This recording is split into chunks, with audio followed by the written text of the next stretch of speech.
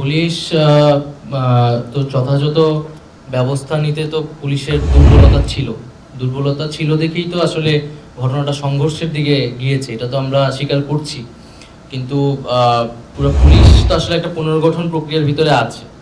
তো সেই জায়গায় আসলে যখন এত এত শিক্ষার্থী নেমে এসেছে, পুলিশকে আমরা শিক্ষার্থীদের মুখোমুখি অবস্থানে কিন্তু যদি হতো তাহলে সেটা আরও বেশি খারাপ দিকে যেতে পারতো। এই কারণে হয়তো পুলিশ বাধা দেওয়ার চেষ্টা করেছে প্রাথমিকভাবে, কিন্তু শিক্ষার্থীদের সাথে তারা সংঘর্ষে জড়ায়নি এবং পরবর্তীতে তারা পুলিশ এবং সেনাবাহিনী গিয়ে সেখানে পরিস্থিতি নিয়ন্ত্রণ করেছে।